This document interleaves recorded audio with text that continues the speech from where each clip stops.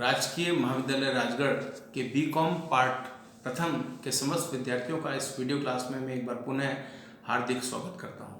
विद्यार्थियों, पिछले video class में अपन भारतीय अनुबंध अधिनियम 1872 की चर्चा कर रहे थे और हमने पिछले वीडियो में अनुबंध की परिभाषा को जाना था कि धारा 2H में क्या परिभाषा है अनुबंध की और न्यायाधीश सामान्य में अनुबंध की क्या परिभाषा दी है। इसके अलावा अपन ने अनुबंध की विशेषताओं को जानने का भी प्रयास किया था, that what are the essentials of valid contract, कि एक वैध अनुबंध के आवश्यक लक्षण क्या हैं। धारा 10 में वैध अनुबंध के आवश्यक लक्षणों को बताया गया है। तो अपन ने 4 विशेषताएं या वैध अनुबंध के लक्षण पढ़ लिए थे, जिसमें पहला था कि 2 पक्षकारों का होना, दूसरा प्रस्तावक और स्वीकृति का होना, तीसरा वैधानिक संबंध स्थापित करने की इच्छा और चौथा अनुबंध करने की क्षमता। अब 5वां लक्षण अपन जानते हैं, जो ये कहता है कि सहमति अथवा मतैक्यता। सहमति अथवा मतैक्यता का मतलब ये है कि अनुबंध जब करना होता है तो दोनों पक्षकारों के मध्य सहमति होनी चाहिए, मतैक्यता होनी चाहिए, कंसेंट होनी चाहिए। कंसेंट का मतलब ये है कि अनुबंध के जो 2 पक्षकार हैं वो अनुबंध की विषय वस्तु के बारे में एक ही बात से, एक ही भाव से सहमत हों। यदि अनुबंध के दोनों पक्षकार अनुबंध को ठीक से समझ नहीं पाते और अलग अलग भाव से सहमत होते हैं तो उसको अनुबंध नहीं माना जाएगा। जैसे मान लीजिए, अगर ए एक नाम का व्यक्ति है, ए के पास 2 कारें हैं और वो बी को प्रस्ताव देता है कि मैं अपनी एक कार आपको बेचना चाहता हूँ, और दोनों कारें उसकी अलग अलग मॉडल की हैं, अलग अलग मेक की हैं, अलग अलग कंपनियों की हैं, और बी उसके प्रस्ताव को स्वीकार कर लेता है, तो ये अनुबंध ठीक नहीं है, क्योंकि दोनों के मध्य सहमति नहीं है। क्योंकि ए कौन सी बात बेचना चाह रहा है और बी कौन सी कार खरीदना चाह रहा है, ए के मस्तिष्क में क्या है, बी के मस्तिष्क में क्या है, ये क्लियर नहीं है। यही मतैक्यता कहलाती है, सहमति कहलाती है, कि अनुबंध के जो 2 पक्षकार हैं उनके मध्य सहमति होनी चाहिए। सहमति का मतलब ये है कि दोनों अनुबंध के विषय वस्तु के बारे में एक ही भाव से, एक ही बात पर सहमत होने चाहिए, दोनों का आशय एक ही होना चाहिए। जैसे मान लीजिए ए के पास 2 कार हैं, जैसे मैंने बताया, और 2 कार में उसके पास एक मारुति की है और एक हुंडई की है, और ए बी से कह रहा है कि मैं अपनी कार आपको बेचना चाहता हूँ, क्या आप खरीदेंगे? तो बी को तुरंत क्लियर करना चाहिए कि कौन सी कार, मारुति की कार बेचना चाह रहे हैं या हुंडई की कार। और यदि ए कहता है कि साहब मैं अपनी हुंडई कार आपको बेचना चाहता हूँ, क्या आप खरीदेंगे? तो यहाँ पर ये क्लियर है, यहाँ सहमति है, क्योंकि ए मारुति नहीं बेचना चाह रहा है, हुंडई बेचना चाह रहा है, और बी भी हुंडई ही खरीदना चाह रहा है। तो यहाँ तो दोनों की मतैक्यता कहलाएगी, एक रूपता है। लेकिन अगर मान लीजिए ए कहता है कि मेरे पास 2 कार हैं, उनमें से कोई एक कार बेचना चाहता हूँ, और बी कहता है हाँ मैं आपकी कार खरीदने के लिए तैयार हूँ, तो यहाँ दोनों ही क्लियर नहीं है, क्योंकि ए को ये पता नहीं वो कौन सी कार बेचने की बात कर रहा है, बी को ये पता नहीं कि वो कौन सी कार खरीदने की बात कर रहा है। तो यहाँ दोनों की मतैक्यता नहीं मानी जाएगी। तो सहमति का मतलब ये है कि अनुबंध करने के लिए पक्षकारों के मध्य सहमति का होना जरूरी है, और सहमति का होना ही जरूरी नहीं है, बल्कि अनुबंध के संदर्भ में ये जरूरी है कि अनुबंध के जो 2 पक्षकार हैं वो अनुबंध के विषय में एक ही भाव से, एक ही आशय से सहमत होने चाहिए, तभी सहमति कहलाती है। 6ठी विशेषता है स्वतंत्र सहमति। अब सहमति तो ठीक है, सहमति तो होनी चाहिए अनुबंध में, और सहमति कैसे होनी चाहिए? स्वतंत्र होनी चाहिए, इट शुड बी फ्री। इसको इंग्लिश में कहते हैं फ्री कंसेंट। तो अब सहमति स्वतंत्र कैसे हो? तो सहमति जब स्वतंत्र कहलाती है जबकि वो निम्न 5 बातों से प्रेरित नहीं होती। अब 5 बातें क्या हैं? जैसे उसमें सबसे पहला आता है कॉर्शन या उत्पीड़न, दूसरा अनड्यू इन्फ्लुएंस, तीसरा फ्रॉड, चौथा मिसरिप्रेजेंटेशन और 5वां मिस्टेक। मतलब अगर सहमति उत्पीड़न के आधार पर ली जाती है, दूसरा अनड्यू इन्फ्लुएंस के आधार पर ली जाती है, अनड्यू इन्फ्लुएंस मतलब अनुचित प्रभाव के आधार पर ली जाती है, तीसरा फ्रॉड के आधार पर, कपट के आधार पर ली जाती है, चौथा मिसरिप्रेजेंटेशन या मिथ्या वर्णन के आधार पर ली जाती है, और 5वां गलती या मिस्टेक के आधार पर ली जाती है, तो वो सहमति स्वतंत्र नहीं मानी जाती है। तो सहमति भी स्वतंत्र होनी चाहिए। इसको अपन डिटेल पूरा चैप्टर है सहमति का, उसमें बाद में पढ़ेंगे, लेकिन मैं आपको यहाँ पर बिल्कुल विस्तार से नहीं बता रहा हूँ, एक संक्षिप्त रूप में बता रहा हूँ कि सहमति के लिए स्वतंत्र होना जरूरी है। अब स्वतंत्र कब नहीं है? जब उत्पीड़न के आधार पर ली जाती है। अब उत्पीड़न का मतलब क्या हुआ? जब किसी व्यक्ति की सहमति उसकी मर्जी के बगैर उसको डरा के, धमका के ली जाती है, तो वो उत्पीड़न कहलाता है। इसी प्रकार से यदि सहमति अनड्यू इन्फ्लुएंस या अनुचित प्रभाव के आधार पर ली जाती है तो वो सहमति भी ठीक नहीं मानी जाती। अनुचित प्रभाव का मतलब क्या हुआ कि जब अनुबंध का एक पक्षकार अनुबंध के दूसरे पक्षकार को अनुचित रूप से प्रभावित करने की स्थिति में है, और वो न केवल प्रभावित करने की स्थिति में है बल्कि अपने प्रभाव का इस्तेमाल करके दूसरे व्यक्ति की सहमति प्राप्त करता है, तो ऐसी सहमति अनुचित सहमति या अनुचित प्रभाव से प्रभावित सहमति मानी जाती है। जैसे मान लीजिए एक टीचर एक स्टूडेंट का रिश्ता इस प्रकार का है जहाँ की टीचर अपने स्टूडेंट को प्रभावित करने की स्थिति में है। अब मान लीजिए मैं अपने किसी स्टूडेंट को कहता हूँ कि आप अपनी 2 लाख की चीज़ मुझे 1.5 लाख में दे दो, तो यहाँ स्टूडेंट बेचारा मना नहीं कर पा रहा और वो कहता है गुरुजी हैं, इनको हम क्या मना करें, इनको तो देना ही पड़ेगा, 2 लाख की चीज़ 1.5 लाख में देनी पड़ेगी। तो ये अनुबंध ठीक नहीं है, ये सहमति ठीक नहीं है, क्योंकि ये सहमति स्वतंत्र नहीं है। मैं अनुबंध को ठीक क्यों नहीं मानता? क्योंकि मैं विशेष जो मेरा है उसको अनुचित रूप से प्रभावित कर रहा हूँ, मैं उसको प्रभावित करने की स्थिति में हूँ और मैं अपनी स्थिति का फ़ायदा उठाते हुए उसको अनुचित रूप से प्रभावित कर रहा हूँ और 50,000 रुपये कम दे रहा हूँ, तो ये अनुचित प्रभाव से सहमति मानी जाएगी। तीसरा है फ्रॉड या कपट। कपट वर्ड एक ऐसा वर्ड है जिसकी कोई सीमा नहीं। कपट किसी भी प्रकार से कभी भी कैसे भी किया जा सकता है, इसको परिभाषा में नहीं बांधा जा सकता। तो कपट का मतलब यह है कि जब आप किसी व्यक्ति से धोखाधड़ी करके, झूठ बोलकर, कपट करके किसी अनुबंध पर अपनी सहमति प्राप्त कर लेते हैं, तो वो कपट से प्रभावित सहमति मानी जाती है। और यदि सहमति कपट से प्रभावित है तो वो सहमति भी ठीक नहीं मानी जाती। चौथा है मिथ्या वर्णन के आधार पर सहमति। अब मिथ्या वर्णन का मतलब यह है कि यदि किसी व्यक्ति से आपने सहमति मिथ्या वर्णन के आधार पर प्राप्त कर ली तो वो सहमति भी ठीक नहीं है। कपट और मिथ्या वर्णन वर्ड एक जैसे ही लगते हैं, लेकिन दोनों में पर्याप्त अंतर है। कपट का मतलब यह है कि कपट करने वाला व्यक्ति सच क्या है वो जानता है, क्योंकि वो जो कह रहा है वो उसको पता है कि वो सही नहीं कह रहा है, या जो कह रहा है किसी दूसरे पक्षकार से किसी वस्तु के विषय में या किसी बात के विषय में, वो जानता है कि हकीकत क्या है और वो क्या कह रहा है। यानी वो झूठ बोल रहा है, जानबूझकर जो झूठ बोलता है दूसरे पक्षकार को धोखा देने के लिए, वो तो कपट कहलाता है। लेकिन एक व्यक्ति जो कहता है उसमें यकीन करता है, उसको यकीन भी है कि जो वो कह रहा है वो सत्य कह रहा है, वो मिथ्या वर्णन कहलाता है। तो मिथ्या वर्णन में तो व्यक्ति का उद्देश्य कपट करने का नहीं होता, किसी व्यक्ति को धोखा देने का नहीं होता, डिसीव करने का नहीं होता, लेकिन कपट में व्यक्ति का उद्देश्य दूसरे पक्षकार को धोखा देने का होता है। और मिथ्या वर्णन में क्या होता है? दूसरे पक्षकार को धोखा देने का उद्देश्य नहीं होता, व्यक्ति जो बात कहता है उस बात पर वो यकीन करता है। जैसे मान लीजिए मैं अपने विद्यार्थियों को कहता हूँ कि कल कॉलेज मत आना, कल कॉलेज की छुट्टी है, क्योंकि मुझे पता है कल कोई त्यौहार है और छुट्टी है, और मुझे पक्का यकीन है कल छुट्टी होगी।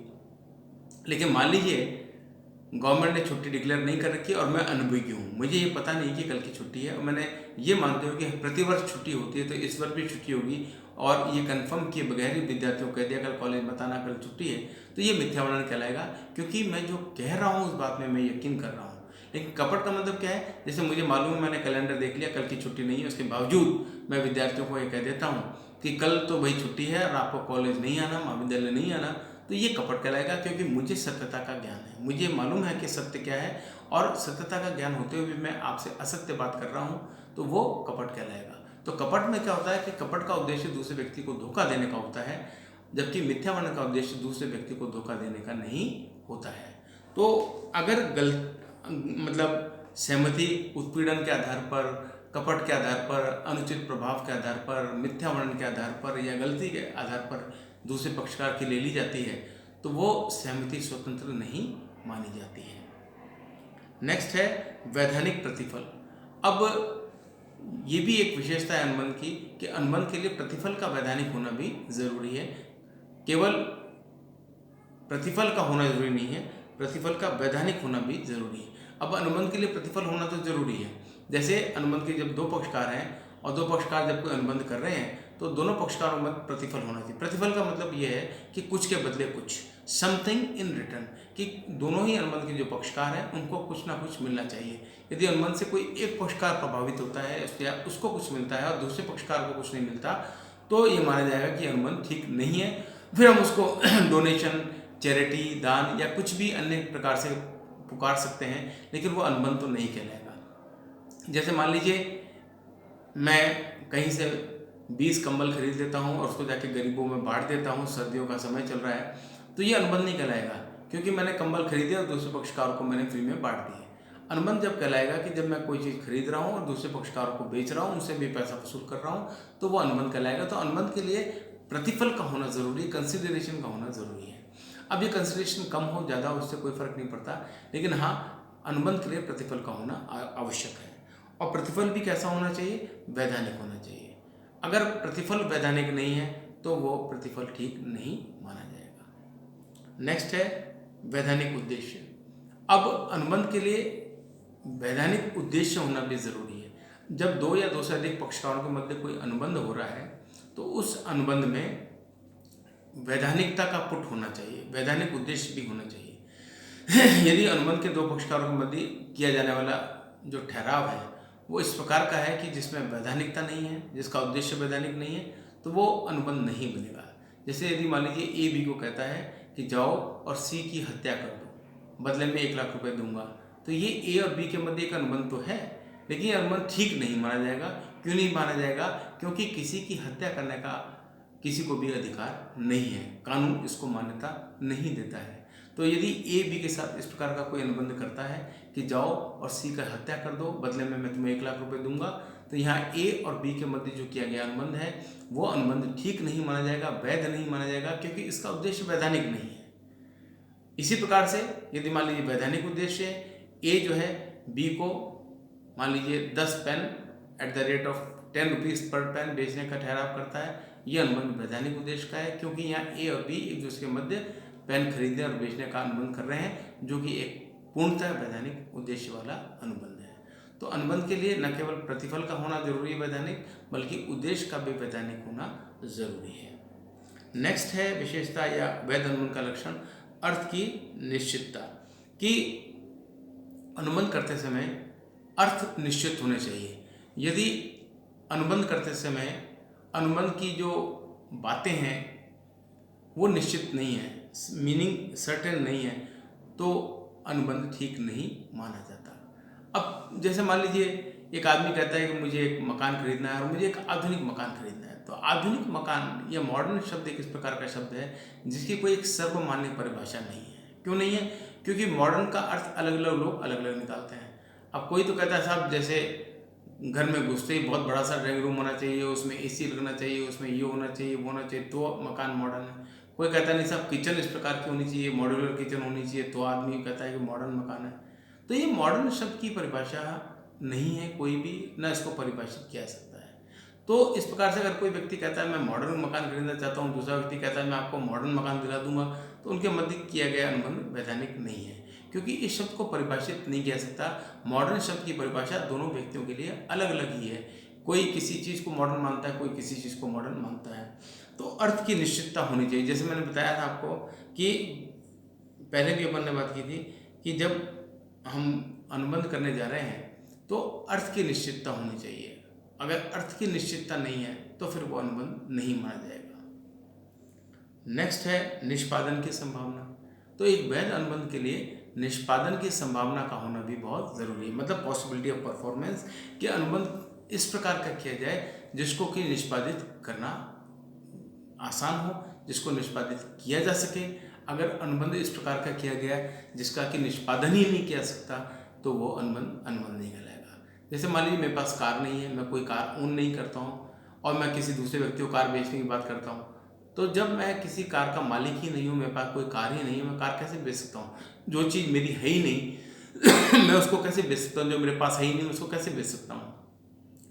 तो निष्पादन की संभावना होनी चाहिए। जैसे मान लीजिए ए बी से कहता है कि मैं ताजमहल 10 करोड़ रुपए में बेचने तैयार हूँ, क्या आप ताजमहल खरीदेंगे? तो ताजमहल तो ए का है ही नहीं, ताजमहल तो गवर्नमेंट का है, ए कैसे बेच सकता है? तो यहाँ पर हम कहते हैं कि अनुबंध इस प्रकार का हो जो कि निष्पादन योग्य हो, जिसकी निष्पादन क्षमता हो, जो निष्पादित किया जा सके, उसी को हम अनुबंध मानते हैं। नेक्स्ट है कि एक वैध अनुबंध के लिए ठहराव जो है स्पष्ट रूप से वैध घोषित ठहरावों में से न हो। मतलब एक वैध अनुबंध के लिए क्या जरूरी है कि जो भी ठहराव किया जाए वो ठहराव ऐसा हो जो स्पष्ट रूप से व्यर्थ घोषित ठहराव न हो।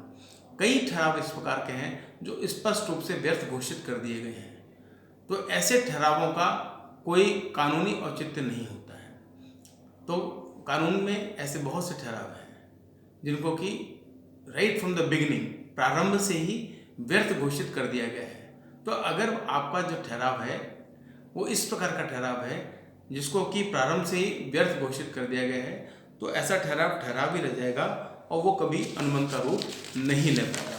तो ठहराव ऐसा न हो जिसको कि प्रारंभ से ही व्यर्थ घोषित कर दिया गया हो। अब जैसे कई इस प्रकार के ठहराव होते हैं, जैसे डोमेस्टिक एग्रीमेंट्स, घरेलू ठहराव या सामाजिक ठहराव या राजनीतिक ठहराव, या हम कह सकते हैं किसी के विवाह में रुकावट डालने के ठहराव, किसी के व्यवसाय में रुकावट डालने के ठहराव। ये कुछ इस प्रकार के ठहराव हैं जो कि प्रारंभ से ही व्यर्थ घोषित कर दिए गए हैं। तो ठहराव यदि इस प्रकार के ठहराव की श्रेणी में आता है तो उसको अनुबंध नहीं माना जा सकता है। नेक्स्ट है और लास्ट है वैध अनुबंध के लक्षणों में वैधानिक औपचारिकताओं का पालन, कि एक वैध अनुबंध के लिए वैधानिक औपचारिकताओं के पालन की भी आवश्यकता पड़ती है। कि कई बार क्या होता है कि अनुबंध वर्बल भी होता है, मौखिक भी होता है, लिखित भी होता है, लेकिन कई बार अनुबंध का लिखित होना ही जरूरी होता है। अनुबंध ऐसा नहीं कि अगर मौखिक है तो वो वैध नहीं होगा या मान्य नहीं होगा। मौखिक अनुबंध भी वैध है, मान्य है, लेकिन कुछ प्रकार के अनुबंध इस प्रकार के जो लिखित में होने चाहिए। जैसे मान लीजिए आप प्रॉपर्टी खरीद रहे हैं या बेच रहे हैं, तो प्रॉपर्टी का जो भी एग्रीमेंट होगा वर्बल नहीं होगा, वो लिखित में होना चाहिए, उस पर प्रॉपर स्टाम्प ड्यूटी होनी चाहिए। तो अगर मान लीजिए आपका अनुबंध लिखित में भी है लेकिन उस पर प्रॉपर स्टाम्प ड्यूटी के हिसाब से स्टाम्प नहीं लगे तो भी वो सही माना नहीं जाएगा।